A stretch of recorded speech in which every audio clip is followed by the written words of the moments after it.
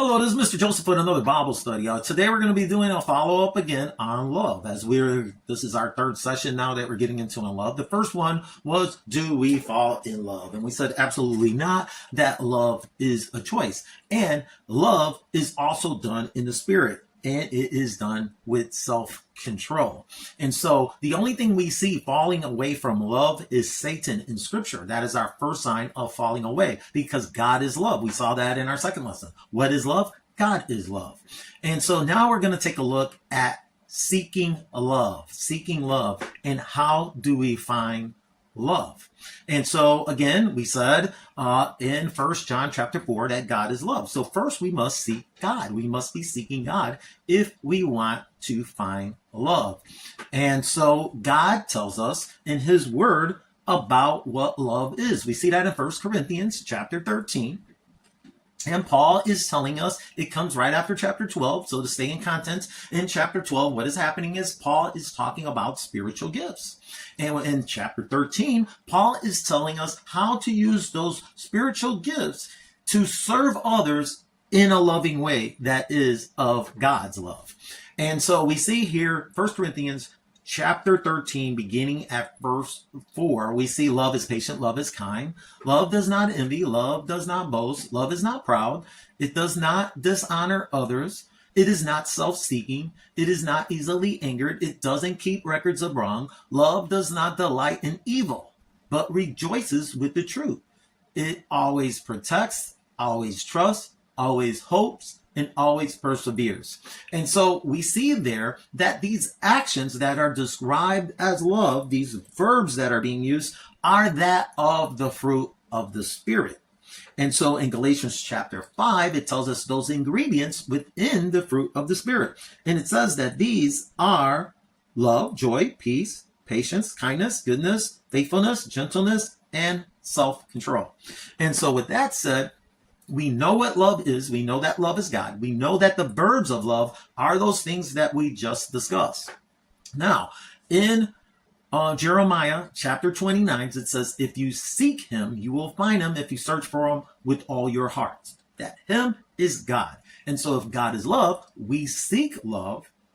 If we seek love, we will find love if we search for him with all of our hearts. And in Hebrews chapter 11, verse 6, that Hall of Fame of Faith chapter, we find out that if we seek love, he will reward us by what? Drawing us near. And so if we seek love, we will be rewarded because love will be drawn near. So then all we have to do is identify those characteristics of God.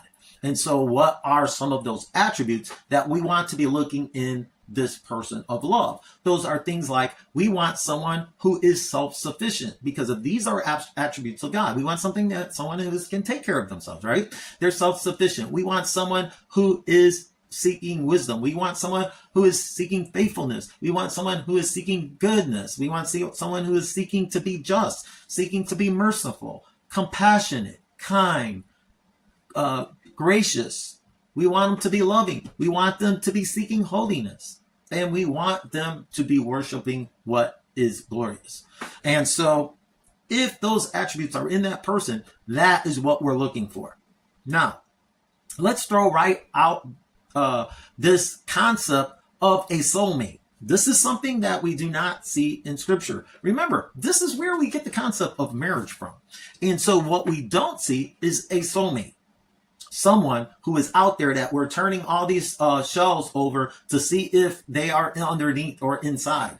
There isn't this one soulmate that's for someone and whatever. We don't see that in Scripture. In fact, there's only 2 times where God intervenes and tells somebody to marry a specific person.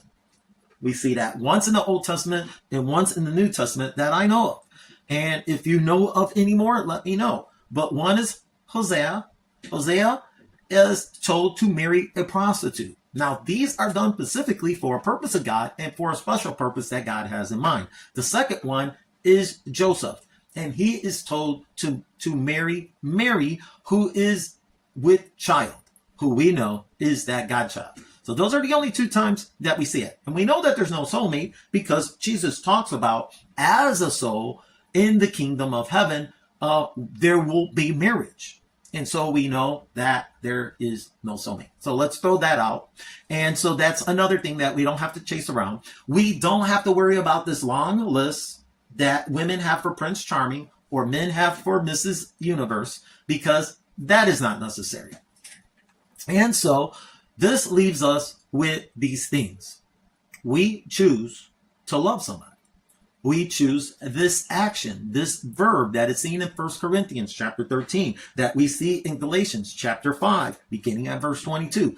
Those are the things. So it's not butterflies in the stomach if we have it, all these different tests that we have. Is this love? Is this not love? It's love if it meets this test of the Spirit. So if it meets the test of the Spirit that we see in Galatians chapter 5, beginning at verse 22, or 1 Corinthians, beginning at chapter 13, verse 4, we know that those things are love. Now, when that love is shared back and forth, and the person decides to make a commitment to love someone, and they decide to make a commitment to love the other person, that is when a covenant of marriage is now formed. And this is where we find the loyalty, the trust, the faith, and the action of both giving and receiving love. And it is here where it goes beyond just being the noun, but now it's the noun verb. And that is where we find the presence of God. See, God is spoke to in terms of being a verb throughout Scripture.